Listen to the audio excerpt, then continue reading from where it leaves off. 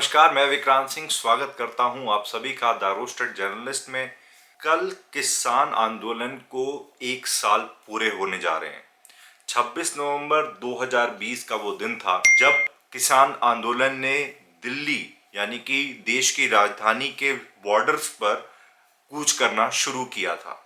ये वही दिन था जब राज्य सरकारों और किसानों के बीच में टकरार भी देखने को मिली थी। और ये वही दिन था जब केंद्र सरकार द्वारा पारित किए गए 3 कृषि कानूनों के ऊपर किसानों ने हल्ला बोला था, मोर्चा खोला था।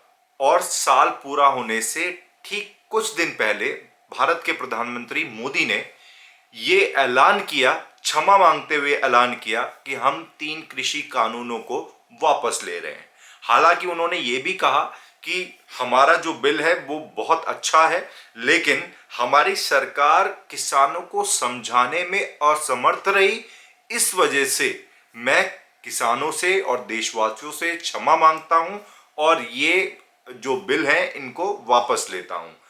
यही जो बयान है ये कल आधिकारिक तौर पर एक कैबिनेट की बैठक में लिया गया और अब जो शीतकालीन सत्र होने जा रहा है उसमें सर्वदलीय बैठक के साथ में या फिर शीतकालीन सत्र में सारे सांसदों के साथ में मिलकर इस कानून को वापस ले लिया जाए और आधिकारिक तौर पर जो संविधान के तहत जो कार्रवाई होती है बिल वापस लेने की वो भी कर दी जाए। लेकिन किसान आंदोलन अभी भी जारी है। किसान अभी भी अपनी मांगों पर अड़ा हुआ है, क्योंकि उनकी मांग सिर्फ और सिर्फ कृषि कानूनों को वापस लेने की नहीं थी। उनकी मांग, जो सबसे बड़ी मांग उठ के आ रही थी, वो थी एमएसपी की, यानी कि मिनिमम सपोर्ट गारंटी। एक ऐसा प्राइस जो मिनिमम सपोर्ट प्राइस के तौर पर जाना जाता है और उसको हिंदी में लागत मूल्य के नाम से भी जाना जाता है। किसानों का कहना है कि जो लागत हमारी जेब से लगती है, कम से कम उस लागत का पैसा हमें मिलना चाहिए। कोई हमारी मजबूरी का फायदा ना उठाए, इसके तहत कानून बनना चाहिए और कोई भी अगर उस एमएसपी से यानी कि उस लागत मूल्य से, निर्धारित लागत मूल्य से अगर एक पैसा भी नीचे जाता है तो उस पर कानूनी कार्रवाई की जाए। अभी तक सरकार ने इस पर अपना रुख साफ नहीं किया है, लेकिन जैसा कि चुनावी माहौल को देखते हुए केंद्र सरकार को भी किसानों के आगे झुकना पड़ गया। वो केंद्र सरकार जो कि अपने आप में पूरी मेजॉरिटी के साथ में जीती हुई सरकार है, तो माना जाता है कि उनके मंत्री भी कहते हैं कि हमारा बनाया हुआ कानून हम वापस नहीं लेते हैं और कोई भी जो फैसला हमने किया है हम उसको वापस नहीं लेते हैं। हम जाने ही इसलिए जाते हैं कि हम बड़े बड़े फैसले चुटकियों में कर देते हैं। उनके सरकार के मंत्री भी ये सीना ठोक के कहते हैं और जो उन्होंने करके भी दिखाया है, जैसे कि ट्रिपल तलाक से लेकर धारा 370 हटाने तक, ऐसे कई तरह के फैसले जो हैं इस सरकार ने लिए हैं। लेकिन किसान आंदोलन के आगे, किसानों के संघर्ष के आगे, किसानों के जुनून के आगे और किसानों की एकता के आगे सरकार और मोदी सरकार टिक नहीं पाई। ये वो दौर था जब सरकार ने हर वो तरीका अपनाने की कोशिश करी, चाहे वो कानूनी कार्रवाई हो, चाहे वो दूसरी प्रक्रिया हो, हर तरीके से सरकार ने कोशिश करी कि किसी तरीके से किसान आंदोलन खत्म किया जाए। लेकिन एक साल का संघर्ष, ये ऐसा संघर्ष निकला जहां पर किसानों की एकता तो देखी ही गई, लेकिन साथ ही साथ यहां पर हर मजहब, हर धर्म के लोगों ने आके यहां पर अपना प्रदर्शन किया, यहां पर किसानों का सपोर्ट किया, समर्थन किया और यहां अनेकों प्रकार के कार्यक्रम भी किए गए। कई बार यहां पर कार्यक्रम ऐसे किए गए जहां पर समाज सुधारने की भी नीतियों को बताया गया और कई कार्यक्रम ऐसे भी किए गए जहां पे समाज को जागरूक किया गया। तो कुल मिलाकर ये कृषि कानून वापस हो गए हैं, लेकिन अभी भी किसान नेताओं का, संयुक्त किसान मोर्चा का और किसानों का कहना है कि अभी हमारी काफी सारी मांगे हैं, जैसे कि एमएसपी पहली मांग है। दूसरी मांग उनकी है कि भाई जितने भी जो केस हैं, जो आंदोलन के तहत किसानों पर किए गए थे, वो केस भी वापस लिए जाने चाहिए। और इसके अलावा उनका कहना है कि जो किसान जो किसान इस आंदोलन में शहीद हो गए हैं, उनको अच्छा मुआवजा मिलना चाहिए, क्योंकि उनका त्याग, उनका समर्पण, उनका बलिदान इस आंदोलन की जीत के लिए समर्पित है। और उनके त्याग की वजह से आज इस आंदोलन को एक बड़ी जीत मिली है। तो कहीं ना कहीं ये उनके बलिदान का एक परिणाम है, एक फल है जो उनको मिला है। साथ ही उनकी एक डिमांड है कि लखीमपुर खीरी में जो नरसंहार हुआ था किसानों के साथ में, वो नरसंहार पर जो गृह राज्य मंत्री हैं उनको इस्तीफा देना चाहिए या उनकी बर्खास्तगी होनी चाहिए और उनके ऊपर कड़ी कार्रवाई होनी चाहिए। साथ ही उनके बेटे के ऊपर भी कड़ी कार्रवाई होनी चाहिए, जो कि अभी तक सुप्रीम कोर्ट भी कह चुका है कि जो कार्यवाही उत्तर प्रदेश सरकार कर रही है वो उससे असंतुष्ट है, वो उससे खुश नहीं है। सुप्रीम कोर्ट उत्तर प्रदेश की कार्रवाई से नाराज है और इसका सीधा सीधा असर उत्तर प्रदेश के आगामी चुनावों में देखा जा सकता है। हालांकि उत्तर प्रदेश सरकार ने विकास के मामले में काम अच्छे किए हैं, लेकिन कहीं ना कहीं किसानों की नाराजगी जो है ना, वो उत्तर प्रदेश सरकार पर यानी कि योगी सरकार पर आगामी चुनावों में थोड़ा सा चुनौतीपूर्ण होती नजर आ रही है। खास तौर से जब हम बात करते हैं पश्चिमांचल की, तो पश्चिमांचल में किसानों का जो वर्चस्व है, किसानों की जो एकता है और किसानों की जो संख्या है वो सबसे ज्यादा है। और किसान नेता के तौर पर सबसे बड़ा चेहरा किसान आंदोलन में जो उभर कर आया है, जो राकेश टिकैत की हम जो बात कर रहे हैं, वो खुद भी पश्चिमांचल यानी कि मुजफ्फरनगर के सिसौली गांव से आते हैं। यानी कि एक बात बिल्कुल साफ है कि उत्तर प्रदेश के पश्चिमांचल में कहीं ना कहीं जो लड़ाई है वो बेहद चुनौतीपूर्ण होने वाली है।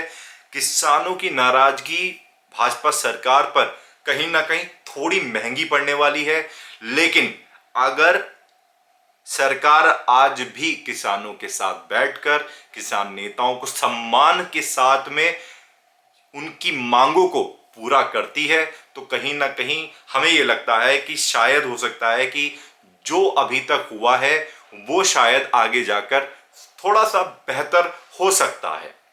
हमने बहुत पहले जब ये कानून लागू हुए थे और जब ये जो आंदोलन है ये शुरू हुआ था, तभी हमने ये कहा था कि कहीं ना कहीं सरकार इस कानून को नहीं समझा पा रही है। और हमने तब भी ये बात कही थी कि भाजपा सरकार में अच्छे निर्णय हो रहे हैं, भाजपा सरकार में योजनाएं अच्छी आ रही हैं, लेकिन इन अच्छी योजनाओं का, इन अच्छे निर्णयों का फायदा क्या है जब तक इसका फायदा जो आम नागरिक है उस तक ना पहुंचे, जब तक इसका लाभ जो है वो गरीबों तक ना पहुंचे, तब तक आपकी योजनाओं का कोई फायदा नहीं है। और कम्युनिकेशन के मामले में या जनता तक अपनी बात पहुंचाने के मामले में भले ही बहुत सारा मीडिया आपकी तरफ झुकाव रखता हो, लेकिन कहीं ना कहीं आपको ये मालूम है कि आपका जो संदेश है वो जनता तक सही से नहीं पहुंचता है। और उसके जिम्मेदार जो आपके मंत्रीगण हैं, जो आपके सांसद हैं, विधायक हैं या जो भी आपके जनप्रतिनिधि हैं, वो सब इसके जिम्मेदार हैं।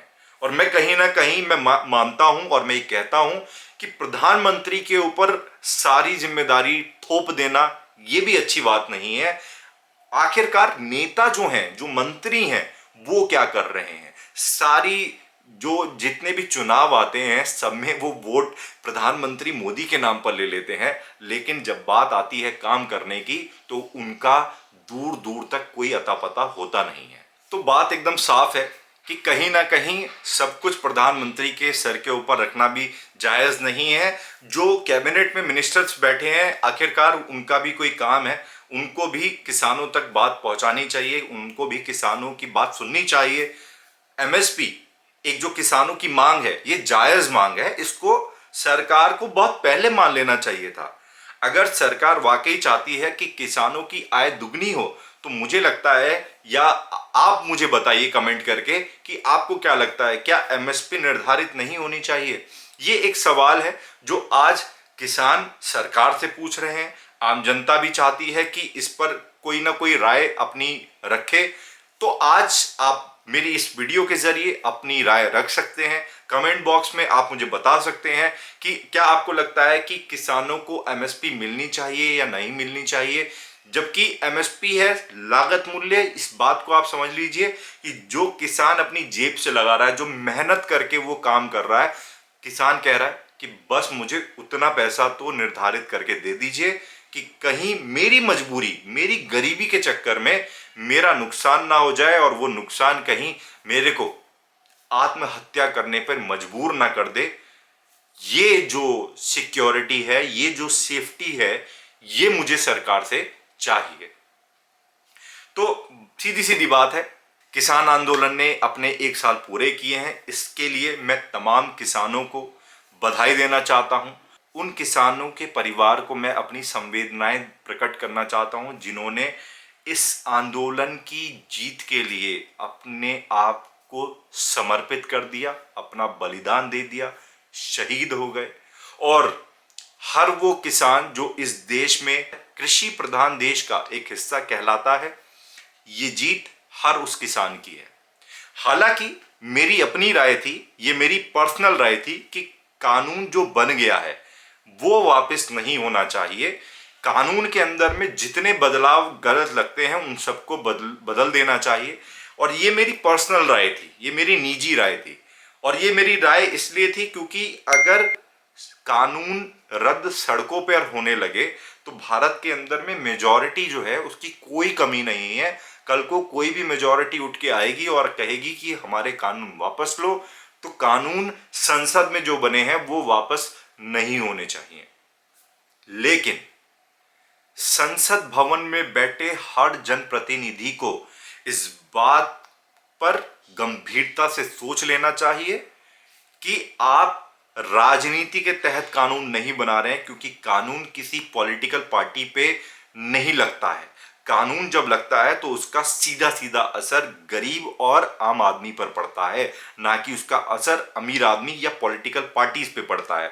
क्योंकि अमीर आदमी और पॉलिटिकल नेता जो हैं उनके लिए तो कानून एक अलग ही है। इस देश के अंदर में हमारे कानून जो हैं वो गरीब और आम नागरिक पे लगते हैं। तो जो कानून आप बनाते हैं उस कानून का आपको ध्यान रखना चाहिए। आपको जब भी कोई कानून पास होता है उससे पहले उस कानून से संबंधित लोगों के साथ आपको एक चर्चा करनी चाहिए, सर्वे करना चाहिए। और बिना इन सब रिसर्च के, बिना इन सब चर्चाओं के, सर्वे के आपको कानून नहीं लागू करना चाहिए। और अगर कानून लागू होता है तो ये आपकी जिम्मेदारी है कि आप किसानों तक या आम नागरिक तक या गरीबों तक अपनी जो भी योजनाएं हैं, कानून है या कुछ और भी जो भी आप पारित करते हैं संसद भवन से संवैधानिक तरीके से, वो जनता तक पहुंचाए। इसी के साथ कल 26 नवंबर को जब किसान आंदोलन को 1 साल पूरा होने जा रहा है, कल हम सीधा आपसे लाइव जुड़ेंगे किसान आंदोलन से। कल सुबह 10 बजे किसान आंदोलन के बीच हम मौजूद रहेंगे। आपको वहां के हाल दिखाएंगे, किसान नेताओं से बात करेंगे, रूबरू करवाएंगे। और इस 1 साल की जीत पर किसानों की, जिन्होंने तूफान, सर्दी, बारिश और न जाने कितने संघर्ष किए तब जाकर इस आंदोलन में जीत मिली, उन किसानों को मेरा एक सलाम है। और इसी के साथ आप कल हमारे साथ जुड़े रहिएगा। हमारे द्वारा दी गई जानकारी अगर आपको पसंद आती है, अगर आपको लगता है कि जो भी हम बात रखते हैं वो निष्पक्ष रखते हैं, अगर आपको लगता है इससे पहले भी जो हमने वीडियोस आपके साथ शेयर करी वो आपको अच्छी लगी, हमारा काम अगर आपको अच्छा लगता है, तो मैं आपसे सिर्फ इतना ही निवेदन करूंगा कि हमारे चैनल को सब्सक्राइब करें, हमारे वीडियोस को लाइक करें, कमेंट करें, अपनी राय रखें। और हाँ, इस चैनल को सब्सक्राइब करके शेयर जरूर करें ताकि हमारा जो प्रोत्साहन है वो बढ़ सके और हम इसी तरीके से निष्पक्ष होकर आप तक ऐसी खबरें ला सकें, ऐसे विचार आप तक ला सकें और ग्राउंड से जाकर आपके बीच में जो लोगों की बात है वो पहुंचा सके। बहुत बहुत धन्यवाद।